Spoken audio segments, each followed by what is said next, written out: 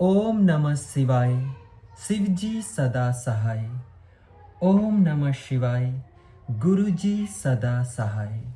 सारी संगत परिवार को मेरा आज फिर से एक बार बहुत बहुत प्यार भरा नमस्कार। और सारे संगत परिवार को मेरा जय गुरु जी, शुक्राना गुरु जी। संगत जी, आज मैं गुरु जी की एक प्यारी सी संगत जी का बहुत प्यारा सा सत्संग आप सभी के बीच फिर से लेकर आ गया हूँ। संगत जी, इसी तरह आप अपने सत्संग भी शेयर कर सकते हो। बस दिए गए व्हाट्सएप नंबर पर अपने सत्संग को ऑडियो में रिकॉर्ड करके हमारे पास भेज दीजिए। आप सभी का सत्संग पूरी संगत परिवार के साथ हम जरूर साझा करेंगे। संगत जी, अब ज़्यादा वक्त नहीं लूँगा, सीधा हम सत्संग की तरफ चलते हैं। जय गुरु जी, शुक्राना गुरु जी। ओम नमः शिवाय। शिवजी सदा सहाय। ओम नमः शिवाय। गुरुजी सदा सहाय। जय गुरुजी, शुक्राना गुरुजी। संगत जी, आज हम संतोख सिंह अंकल जी का सत्संग आप सबके साथ शेयर कर रहे हैं। अंकल जी कहते हैं, मुझे गुरुजी के प्रथम दर्शन दिसंबर 1995 में हुए, जब मैं अपने एक घनिष्ठ मित्र श्री राजपूत के पुत्र के विवाह पर आयोजित स्वागत समारोह भोज पर गया था। मुझे और मेरे परिवार को जालंधर, पंचकुला, चंडीगढ़ और दिल्ली में गुरुजी के दर्शनों का सौभाग्य प्राप्त होता रहा है। सन 2006 में दिल्ली में उनके दर्शन हमें 2 साल के बाद हुए। इस अवधि में हम उनके आदेश के अनुसार उनके पास नहीं गए थे। गुरुजी के साथ हमारे वर्षों के अनुभव से मैं कह सकता हूँ कि वह हमारे युग के सच्चे महापुरुष हैं। यह घटना 1994 की है, जब गुरुजी चंडीगढ़ में थे। मेरी पत्नी, मेरी पुत्रवधू और मैं उनके दर्शनानुपरांत घर के लिए निकल ही रहे थे कि हमें वापस बुलाकर उनके कक्ष में ले जाया गया। गुरुजी ने कहा कि वह हमें आशीर्वाद देंगे। उन्होंने हमें अपना मस्तक, वक्षस्थल और कंधों के पीछे सूंघने के लिए कहा। हमें ऐसी सुगंध प्राप्त हुई जो पहले कभी नहीं मिली थी। ऐसा प्रतीत हो रहा था कि यह स्थल दिव्य अमृत के अनंत स्रोत हैं। उसी वर्ष मेरे दोनों टखनों में अत्यंत पीड़ा होने लगी। दर्दनाशक औषधियाँ लेकर मैं पंचकुला में अपने पारिवारिक चिकित्सक के पास गया।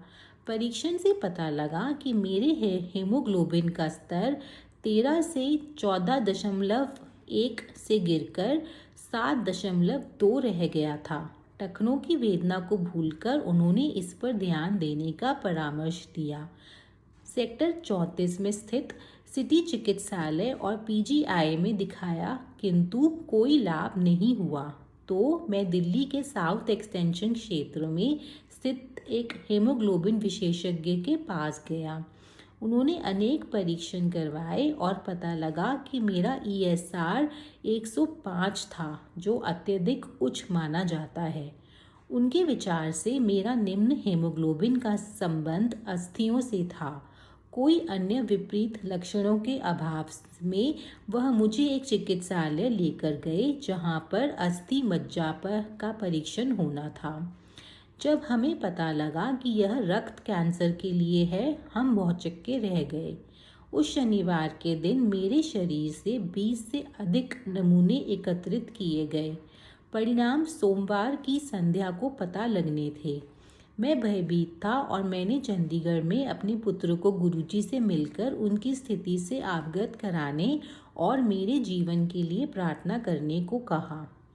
आदरणीय गुरुजी ने मेरी पुकार सुनी और कहलवाया कि सब परिणाम अनुकूल आएंगे। उन 2 दिनों में हम अत्यंत चिंतित रहे। परिणाम आने पर हमारे और चिकित्सक सबके लिए अचंभे की बात थी। विशेषज्ञों ने 9 विटामिन निर्धारित किए और इस प्रकार मुझे प्रतिदिन 2 दर्जन से अधिक गोलियां और कैप्सूल खाने थे। अगले दिन मैंने चंडीगढ़ में गुरुजी की संगत में उनको विस्तार में बताया। गुरुजी महाराज ने मुझे सब औषधियाँ छोड़कर प्रतिदिन 1 ग्लास अनार का रस और भ्रमण करने के लिए कहा। मैंने उनके निर्देश का अक्षरशः पालन किया, किंतु दिल्ली में विशेषज्ञों को कुछ नहीं बताया। 1 माह के बाद जब मैं उस विशेषज्ञ के पास दिल्ली गया तो मेरी स्थिति में अत्यंत सुधार था। उन्होंने औषधियों की मात्रा आधी कर दी। अगले मास जब और सुधार दिखाई दिया तो औषधियाँ कम से कम कर दी गई। गुरुजी को जब इतने सुधार के बारे में बतलाया गया तो उन्होंने अनार का रस बंद करने को, जीवन में आनंदित रहने और सब जब इच्छा हो विस्की पीने को कहा। उनकी दया से मैं उनके निर्देश का पालन कर रहा हूँ और सामान्य जीवन व्यतीत कर रहा हूँ। मैं पंजाब सिंचाई विभाग से प्रबंध अभियंता के पद से 1992 में सेवानिवृत्त हुआ था। अपने सेवा काल में मैं 1964 से 1968 तक फजिल्का में एसडीओ रहा था। फजिल्का पाकिस्तान सीमा से केवल 4 किलोमीटर सीधी दूरी पर स्थित है। सितंबर 1965 में जब पाकिस्तान ने भारत पर आक्रमण किया था, नागरिकों में हलचल मच गई थी। प्रशासक होने के कारण मेरे कंधों पर बहुत उत्तरदायित्व था। महिलाओं और बच्चों को मलहौत के निकट भेजना था। कार्य शीघ्रता से किया गया था।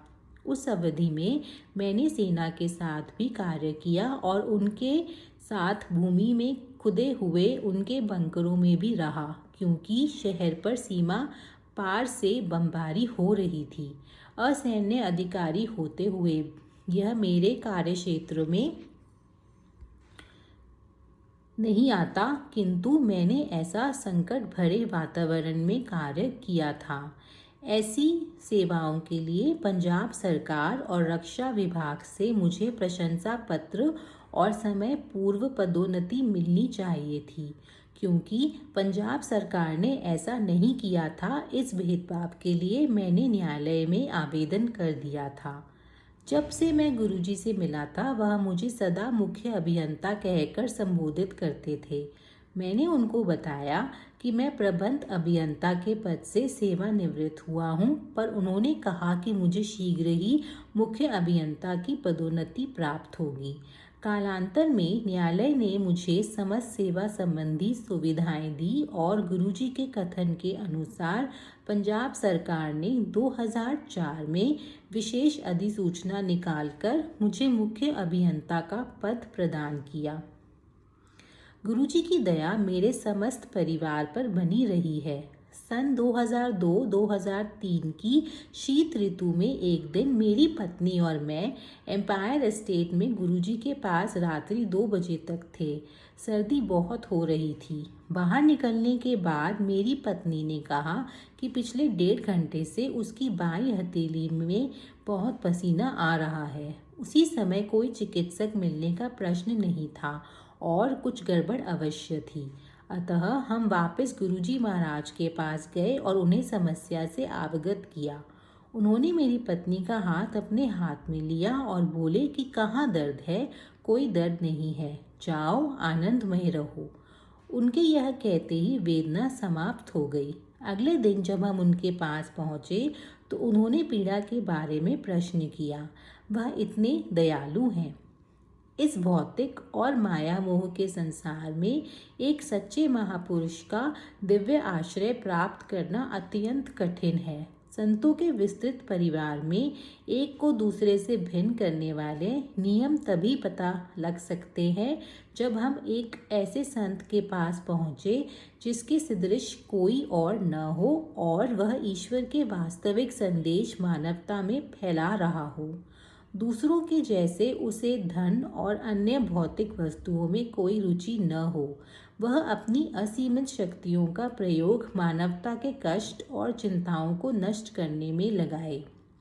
श्री गुरुजी महाराज ब्रह्मज्ञानी हैं जो इस नश्वर संसार में भटके मनुष्यों को सही राह दिखाने और मोक्ष प्राप्ति के सही मार्ग बताने आए हैं। हम भाग्यवान हैं कि हमने उनके बारे में सुना, उनसे मिलने का अवसर प्राप्त हुआ और उनकी कृपा से ही उनमें आस्था है। यद्यपि वह मनुष्य रूप में आए हैं, वह मनुष्य नहीं है, वह तो गुरु नानक और शंकर का अवतार है। यहीं पर संतोख सिंह अंकल जी ने अपने इस सत्संग को समाप्त किया है।